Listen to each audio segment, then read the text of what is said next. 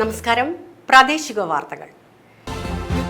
ഈ വാർത്തകൾ നിങ്ങൾക്കായി അവതരിപ്പിക്കുന്നത് Marvel agencies, Thrissur road, Irinjalakuda. ഇരിഞ്ഞാലക്കുടയിലെ സമ്പൂർണ്ണ digital hub moment super shopping ഡാന ഇരിഞ്ഞാലക്കുട. ഇരിങ്ങാലക്കുട നഗരസഭയുടെ പദ്ധതി നിർവഹണത്തിലും കേന്ദ്ര സംസ്ഥാന ആവിഷ്കൃത പദ്ധതികളുടെ നിർവഹണത്തിലും ഉദ്യോഗസ്ഥരുടെ ഭാഗത്തു നിന്നും തികഞ്ഞ അനാസ്ഥയാണ് ഇരിങ്ങാലക്കുട നഗരസഭയിലെന്ന BJP LDF അംഗങ്ങളുടെ വിമർശനം. ശനിയാഴ്ച ചേർന്ന അടിയന്തര മുനിസിപ്പൽ കൗൺസിൽ യോഗത്തിലാണ് നഗരസഭ എഞ്ചിനീയറിംഗ് വിഭാഗത്തിനെതിരെ BJP LDF അംഗങ്ങൾ രൂക്ഷ വിമർശനമുയർത്തിയത്. സാമ്പത്തിക വർഷം 6 മാസം തികയാനിരിക്കെ പദ്ധതി നിർവഹണം 8% മാത്രമാണ് പൂർത്തീകരിച്ചിട്ടുള്ളതെന്ന് BJP അംഗം TK ഷാജു പറഞ്ഞു. പദ്ധതി പ്രവർത്തനങ്ങൾ പൂർത്തീകരിച്ച കരാറുകാർക്ക് പണം നൽകുവാൻ ഉദ്യോഗസ്ഥർ നടപടി സ്വീകരിക്കുന്നില്ല. ഇതോടെ പുതിയ പ്രവൃത്തികൾ ഏറ്റെടുക്കാൻ കരാറുകാർ തയ്യാറാവുന്നില്ല. കേന്ദ്രാവിഷ്കൃത പദ്ധതിയായ അമൃത് പദ്ധതിയുമായി ബന്ധപ്പെട്ട് 53 ലക്ഷം രൂപ ചെലവഴിക്കാൻ തയ്യാറായിട്ടില്ലെന്നും TK ഷാജു കുറ്റപ്പെടുത്തി. MLA ഫണ്ട് വിനിയോഗിക്കുന്നതിൽ തികഞ്ഞ നിസ്സംഗതയും അനാസ്ഥയുമാണ് നഗരസഭയിൽ നിന്നും ഉണ്ടാകുന്നതെന്ന് LDF അംഗം CC ഷിബിൻ കുറ്റപ്പെടുത്തി. തന്റെ വാർഡിൽ സാംസ്കാരിക നിലയത്തിനായി MLA ഫണ്ടിൽ നിന്നും 30 ലക്ഷം രൂപ അനുവദിച്ചിട്ട് മാസങ്ങൾ പിന്നിട്ടിട്ടും നടപടിക്രമങ്ങൾ പൂർത്തീകരിക്കാൻ ഉദ്യോഗസ്ഥർ തയ്യാറാകുന്നില്ല. MLA ഫണ്ട് ലാപ്സാക്കാൻ ഉദ്യോഗസ്ഥരുടെ ഗൂഢശ്രമമാണ് നടക്കുന്നതെന്ന് CC ഷിബിൻ ആരോപിച്ചു. 15ാം ധനകാര്യ കമ്മീഷന്റെ അവാർഡ് പ്രകാരം നഗരസഭയ്ക്ക് അനുവദിച്ച ഹെൽത്ത് ഗ്രാന്റിന്റെ 2ാം ഗഡു തുകയായ 18,90,000 രൂപ ഉപയോഗിച്ച് നടപ്പിലാക്കുന്ന വിവിധ പ്രോജക്റ്റുകൾക്ക് മുനിസിപ്പൽ കൗൺസിൽ യോഗം അംഗീകാരം നൽകി. യോഗത്തിൽ മുനിസിപ്പൽ ചെയർപേഴ്സൺ മേരിക്കുട്ടി ജോയ് അധ്യക്ഷത വഹിച്ചു.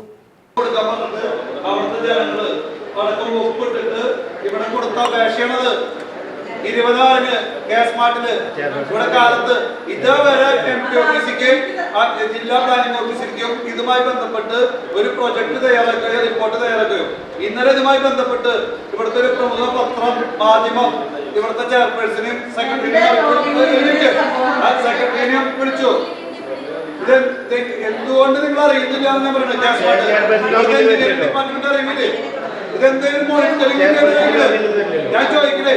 ഇത്തരമൊരു അപേക്ഷ വരുമ്പോ ഓട്ടോമാറ്റിക്കലി അത് എഞ്ചിനീയറിംഗ് വിഭാഗത്തിന് പോകും. അപ്പൊ എഞ്ചിനീയറിംഗ് വിഭാഗം ഇതുമായി ബന്ധപ്പെട്ട പ്രോജക്ട് തയ്യാറാക്കും. അപ്പൊ അതുമായി ബന്ധപ്പെട്ട ചെയർപേഴ്സൺ അറിയിക്കും, സെക്രട്ടറിനെ അറിയിക്കും.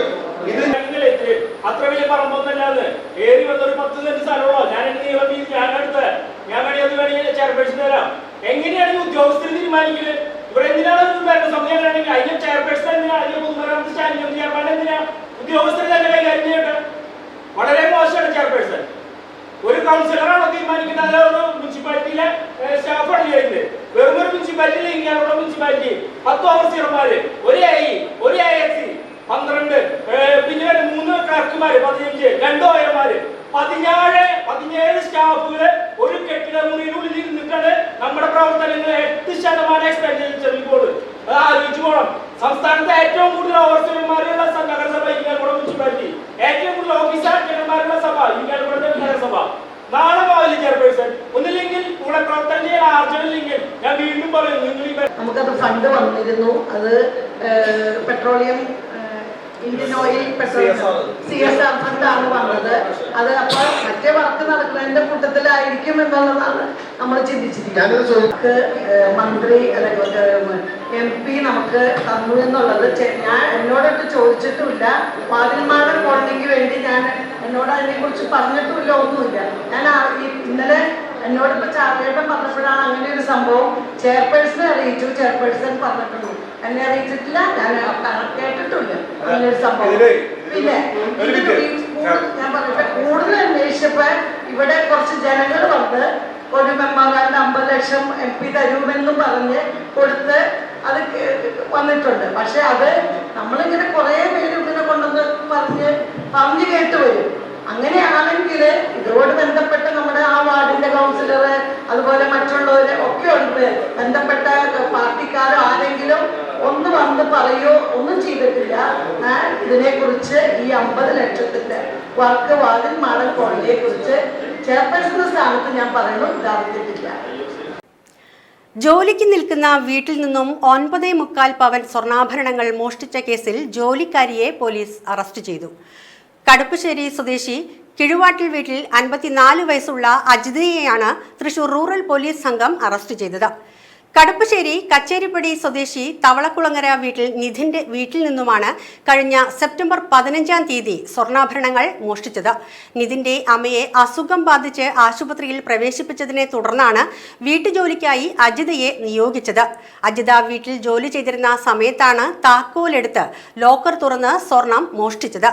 ശാസ്ത്രീയമായ അന്വേഷണത്തിലൂടെയാണ് പ്രതിയെ തിരിച്ചറിഞ്ഞത്. തൃശൂർ റൂറൽ ജില്ലാ പോലീസ് മേധാവി ബി കൃഷ്ണകുമാറിന്റെ നേതൃത്വത്തിൽ Aloor police station house officer B Shajimon, SI KP George, grade SI T Jaison, Minimol, civil police ഓഫീസർമാരായ KS സിനേഷ്, KS സനില എന്നിവരാണ് അന്വേഷണ സംഘത്തിൽ ഉണ്ടായിരുന്നത്. സമ്പൂർണ്ണ ഭരണഘടനാ സാക്ഷരത കൈവരിച്ച് വെള്ളാങ്ങല്ലൂർ ബ്ലോക്ക് പഞ്ചായത്ത്. ഭരണഘടനാ ഉള്ളടക്കത്തെ സാധാരണ ജനങ്ങളിലേക്ക് എത്തിക്കുകയെന്നത് അഭിനന്ദനാർഹമാണെന്ന ഉന്നത വിദ്യാഭ്യാസ സാമൂഹ്യനീതി വകുപ്പ് മന്ത്രി doctor R Bindu. Vellangallur block panchayat സമ്പൂർണ്ണ ഭരണഘടനാ സാക്ഷരതാ പ്രഖ്യാപനം ഓൺലൈനായി ഉദ്ഘാടനം ചെയ്ത് സംസാരിക്കുകയായിരുന്നു മന്ത്രി ഡോക്ടർ ആർ ബിന്ദു.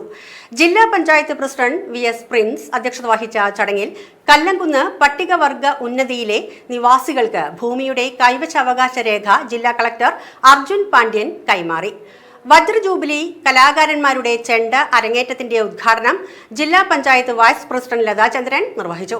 കവി PN ഗോപികൃഷ്ണൻ പ്രഭാഷണം നടത്തി. ബ്ലോക്ക് പഞ്ചായത്ത് പ്രസിഡന്റ് സുധാ ദിലീപ് സ്വാഗതവും ബ്ലോക്ക് പഞ്ചായത്ത് അംഗം വിജയലക്ഷ്മി വിനയചന്ദ്രൻ നന്ദിയും പറഞ്ഞു. ഭരണഘടനാ വിജ്ഞാനോത്സവത്തിന്റെ വിവിധ ഘട്ടങ്ങളിൽ പങ്കാളികളായ വ്യക്തികൾ, വിദ്യാഭ്യാസ സ്ഥാപനങ്ങൾ, ഗ്രന്ഥശാലകൾ, ഗ്രാമപഞ്ചായത്തുകൾ, കുടുംബശ്രീ, ഹരിതകർമ്മസേന, ആശാ വർക്കർമാർ, അങ്കണവാടി പ്രവർത്തകർ എന്നിവരെ ചടങ്ങിൽ ആദരിച്ചു. സാമൂഹ്യമായ ഉച്ചനീചത്വങ്ങളുടെയും വിവേചനങ്ങളുടെയും ഇഷ്ടാനുഭവങ്ങൾ സ്വന്തം ജീവിതത്തിൽ തൊട്ടുപൊള്ളി അനുഭവിച്ചിട്ടുള്ള പണ്ഡിതനായ മഹാനുഭാവനായ ഡോക്ടർ BR അംബേദ്കർ നേതൃത്വം കൊടുത്തുകൊണ്ട് തയ്യാറാക്കിയ നമ്മുടെ ഭരണഘടന എല്ലാ കാലത്തേക്കുമായി നിലനിന്ന് പോകേണ്ട ഒന്നാണ്.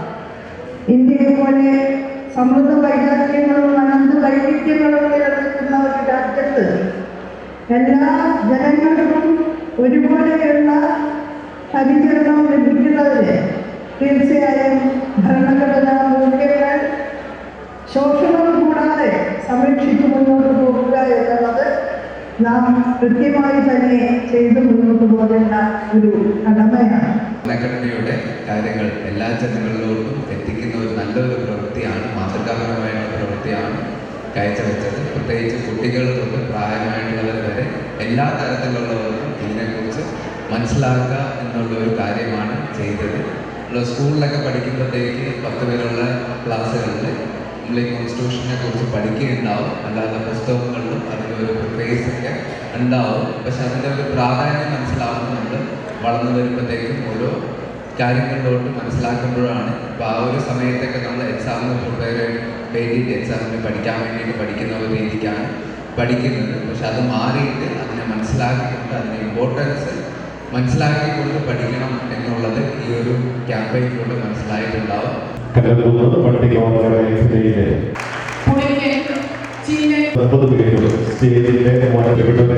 എല്ലാവർക്കും നല്ലൊരു കളിസ്ഥലം ഏറ്റെടുത്തതിൽ ഏറ്റവും വലിയ സ്നേഹത്തോടെ ആശംസ. കേന്ദ്ര അവഗണന അവസാനിപ്പിക്കുക, ടെറ്റ് നിലവിലുള്ള അധ്യാപകരെ ഒഴിവാക്കുക, അധ്യാപകരുടെ ജോലി സംരക്ഷണം ഉറപ്പാക്കുക തുടങ്ങിയ ആവശ്യങ്ങൾ ഉന്നയിച്ച് KSTA ഉപജില്ലാ കമ്മിറ്റിയുടെ നേതൃത്വത്തിൽ ധർണ. ഇരിങ്ങാലക്കുട ജില്ലാ വിദ്യാഭ്യാസ ഓഫീസിന് മുൻപിൽ സംഘടിപ്പിച്ച ധർണ KSTA ജില്ലാ joint secretary Saji C Paulson ഉദ്ഘാടനം ചെയ്തു. ഉപജില്ലാ പ്രസിഡന്റ് വർഷ രാജേഷ് അധ്യക്ഷത വഹിച്ച ധർണയിൽ ജില്ലാ നിർവാഹക സമിതി അംഗം വിദ്യ KV പ്രസംഗിച്ചു. ഉപജില്ലാ സെക്രട്ടറി KR സത്യപാലൻ സ്വാഗതവും വൈസ് പ്രസിഡന്റ് ഷീല PA നന്ദിയും പറഞ്ഞു. 1-ാം തീയതി സുപ്രീം കോടതിയുടെ തെറ്റുമായി ബന്ധപ്പെട്ട ഒരു സുപ്രധാന വിധി വന്നു. അപ്പോൾ ഇത്തരം പ്രധാനപ്പെട്ട മുദ്രാവാക്യങ്ങൾ ഉയർത്തിപ്പിടിച്ചുകൊണ്ടാണ് സംഘടന ഇന്ന് ഇത്തരം ധർണകൾ സംഘടിപ്പിച്ചു പോരുന്നത്. ഞാൻ നേരത്തെ സൂചിപ്പിച്ചതുപോലെ ഈ കേന്ദ്ര അവഗണന എന്ന് നാം നിരന്തരം പറയുമ്പോൾ അത്തരം അവഗണനയ്ക്ക് ഏതെങ്കിലുമൊക്കെ തരത്തിൽ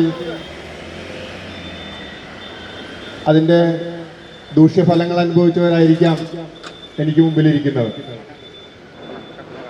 നമുക്കറിയാം SSAയുടെ കാര്യം ഇവിടെ സൂചിപ്പിച്ചു, അതുപോലെ തന്നെ ഉച്ചഭക്ഷണത്തിൻ്റെ കാര്യം. അങ്ങനെ ഏതെങ്കിലുമൊക്കെ വിധത്തിൽ അത്തരം സാമ്പത്തികമായി ഒരു ഞെരുക്കം നമ്മളെല്ലാം അനുഭവിച്ചവരാണ്. ആനന്ദപുരം മഹാവിഷ്ണു ക്ഷേത്രത്തിലെ ആൽമരത്തിന് വൃക്ഷ ചികിത്സ നടത്തി. വൃക്ഷായുർവേദ വിധി പ്രകാരമായിരുന്നു ചികിത്സ. കാലത്തിന്റെ പ്രയാണത്തിൽ മൃതപ്രായമായിരിക്കുന്ന ഈ ആൽമരം നീണ്ടകാലം നൂറുകണക്കിന് ജീവജാലങ്ങൾക്ക് വീടും കൂടുമായിരുന്നു. ഇതിന്റെ കേടുപാടുകൾ പരിഹരിക്കുകയാണ് വൃക്ഷ ചികിത്സയിലൂടെ ക്ഷേത്ര കമ്മിറ്റി അംഗങ്ങളുടെയും സുമനസ്സുകളുടെയും നേതൃത്വത്തിൽ നടത്തിയ പുനരുജ്ജീവനം. കോട്ടയം വാഴൂർ UP സ്കൂളിലെ അധ്യാപകനായ വൃക്ഷവൈദ്യൻ K. ബിനുവിന്റെ നേതൃത്വത്തിലായിരുന്നു ചികിത്സ. മരത്തിനോടും അതിൽ വസിക്കുന്ന ജീവജാലങ്ങളോടും അനുമതി വാങ്ങിയാണ് ചടങ്ങിന് തുടക്കം കുറിച്ചത്. തുടർന്ന് 12ഓളം ഘട്ടങ്ങളിലായി വിവിധ മരുന്നുകൂട്ടുകൾ തയ്യാറാക്കിയാണ് ചികിത്സ. ആൽമര ചുവട്ടിലെ മണ്ണ്, വയൽ മണ്ണ്, ചിതൽപുറ്റ് മണ്ണ്, പാൽ, തേൻ, നെയ്യ്, പഴം തുടങ്ങി നിരവധി പ്രകൃതിദത്ത വസ്തുക്കൾ ഉപയോഗിച്ചാണ് ചികിത്സ. രാവിലെ 9:30 ആരംഭിച്ച ചികിത്സ വൈകിട്ട് 4 മണിയോടെയാണ് പൂർത്തിയായത്. ചടങ്ങുകൾ തീരുന്നതുവരെ കർമ്മത്തിൽ പങ്കാളികളാകുന്നവർ അന്നം തൊടില്ല. അത്യന്തം ശുദ്ധിയും ശ്രദ്ധയും പരിചരണവും ആവശ്യമുള്ള പ്രവൃത്തിയാണിത്. ബിനു ചികിത്സ നൽകുന്ന 219ാമത്തെ വൃക്ഷമാണ് ആനന്ദപുരം മഹാവിഷ്ണു ക്ഷേത്രത്തിലെ ആൽമരം. സംരക്ഷിക്കുക എന്നുള്ള നിയമം, വൃക്ഷ നിയമം തന്നെ കേരളത്തിലുണ്ട്. വൃക്ഷ സംരക്ഷണ നിയമത്തിന് വേണ്ടി കേരളത്തിൽ ഇന്ത്യയിൽ ഏറ്റവും ആദ്യമായി നിയമം പാസ്സാക്കിയ സർക്കാരാണ് 2010 ശ്രീ ബിനോയ് വിശ്വം മന്ത്രിയായിരുന്നു. അന്ന് VS അച്യുതാനന്ദൻ മുഖ്യമന്ത്രിയായിരുന്നു. അന്നാണ് ആ നിയമം പാസ്സാക്കിയെടുത്തത്. അതോടെയാണ് ജില്ലാ ട്രീ അതോറിറ്റികൾ നിലവിൽ വന്നത്. അതുകൊണ്ട് തന്നെ കേരളത്തിലെ പൊതു ഇടങ്ങളിലെ മരങ്ങൾ മുറിച്ചു മാറ്റണമെന്നുണ്ടെങ്കിൽ ഈ കമ്മിറ്റിയുടെ അനുമതി വേണം. അതുകൊണ്ട് ഈ അമ്പലത്തിലെ ഈ മരം മുറിക്കണമെന്നുണ്ടെങ്കിലും ഇത് ദേവസ്വത്തിൻ്റെ കീഴിലുള്ള അമ്പലമാണെങ്കിൽ ഈ ജില്ലാ ട്രീ കമ്മിറ്റിയുടെ അനുമതി വേണം. ഇതിപ്പം കരക്കാരുടെ അനുമതി മതി. നമ്മളൊക്കെ നേരത്തെ ഇത് കൈവച്ച് നോക്കിയാൽ പനിക്കുമായിരുന്നു. നമ്മുടെ ശരീരത്ത് പനിയുള്ളതുപോലെ തന്നെ മരങ്ങൾക്കും പനിയുണ്ട്. അപ്പം ഞങ്ങളെപ്പോലെയുള്ളവർക്കൊക്കെ ഇതൊന്ന് കൈയൊന്ന് വെച്ച് നോക്കിയാൽ പനിക്കും. ആ പനി മാറി ദേഹമൊക്കെ ഒന്ന് തണുപ്പിച്ച് രോഗമൊക്കെ ഒന്ന് മാറ്റി അതിനെ പൂർവ്വസ്ഥിതിയിലേക്ക് കൊണ്ടുവരാനുള്ള വലിയ ശ്രമമാണ് നടത്തുന്നത്. കഴിഞ്ഞ 1-2 മാസമായിട്ട് അതിൻ്റെ ഒരു പൂർണ്ണ ഫലമാണ് ഇന്നിവിടെ ലഭ്യമായത്. ഇരിങ്ങാലക്കുട K. മോഹൻദാസ് ex-MP ഫൗണ്ടേഷന്റെ നേതൃത്വത്തിൽ K. മോഹൻദാസ് ex-MPയുടെ ചരമവാർഷിക ദിനം ആചരിച്ചു. ദിനാചരണത്തോടനുബന്ധിച്ച് സംഘടിപ്പിച്ച അനുസ്മരണ സമ്മേളനം Kerala Congress deputy chairman advocate Thomas Unniyadan ഉദ്ഘാടനം ചെയ്തു. കേരള കോൺഗ്രസ് ജില്ലാ പ്രസിഡന്റ് CV കുര്യാക്കോസ് അധ്യക്ഷത വഹിച്ച യോഗത്തിൽ സംസ്ഥാന ജനറൽ സെക്രട്ടറി മിനി മോഹൻദാസ്, നിയോജക മണ്ഡലം പ്രസിഡന്റ് റോക്കി ആളുകാരൻ, ഭാരവാഹികളായ Sethumadhavan Parayamvalappil, Unni Viyyur, PT George, Sijoy Thomas, Jose Chembakassery, Satheesh Kattoor, Maggie Vincent, John master Mundanmani, Wilson Mechery, Joy Edattukaran എന്നിവർ പ്രസംഗിച്ചു. പ്രശസ്താർഹമായ നിലയിൽ വളരെ ആത്മാർത്ഥതയോടെ ഒരു നല്ല പാർലമെന്റിനായി പ്രവർത്തിക്കുകയും പാർട്ടിയെ സംബന്ധിച്ചിടത്തോളം പാർട്ടിയുടെ വിവിധ തലങ്ങളിലുള്ള ഉത്തരവാദിത്വം വഹിക്കുകയും ചേരുന്ന വിശിഷ്ടമായ വ്യക്തിത്വമായിരുന്നു പ്രിയപ്പെട്ട ശ്രീ K. മോഹൻദാസ്. കേരള വിദ്യാർത്ഥി കോൺഗ്രസിൻ്റെ KSCയുടെ സംസ്ഥാന പ്രസിഡന്റായി, കേരള യൂത്ത് ഫണ്ടിൻ്റെ സംസ്ഥാന പ്രസിഡന്റായി, കേരള കോൺഗ്രസിൻ്റെ സംസ്ഥാന കമ്മിറ്റി ജനറൽ സെക്രട്ടറിയായി, ഗുരുവായൂർ ദേവസ്വം ബോർഡിൻ്റെ ബോർഡംഗമായി, വടക്കാഞ്ചേരിയിൽ 2 തവണ കേരള കോൺഗ്രസിൽ പ്രതികരിച്ച് നിയമസഭയിലേക്ക് മത്സരിക്കുകയും ഒക്കെ ചെയ്ത് ഒരു കാലഘട്ടത്തിൽ നമ്മുടെ മേഖലയിലും സംസ്ഥാനത്തും നിറഞ്ഞു നിന്ന ഒരു വലിയ വ്യക്തിത്വത്തെയാണ് നമുക്ക് നഷ്ടപ്പെട്ടത്. ആ വേർപാട് നമ്മൾ വലിയ വേദനയും വലിയ നില വിഷമം ഉണ്ടാക്കിയിട്ടുണ്ട് എന്ന് ഏവർക്കും അറിയാം. നമുക്ക് ഉള്ളൊരാശ്വാസം മോഹൻദാസിൻ്റെ വേർപാടിന് ശേഷം അദ്ദേഹത്തിൻ്റെ കുടുംബം കേരള കോൺഗ്രസിനോട് ചേർന്ന് ഈ പാർട്ടിക്ക് വേണ്ടി അക്ഷീണമായ നിലയിലുള്ള പ്രവർത്തനങ്ങൾ കാഴ്ചവെച്ചുകൊണ്ട് മുന്നോട്ട് വരുന്നുണ്ടെന്നുള്ളതാണ്.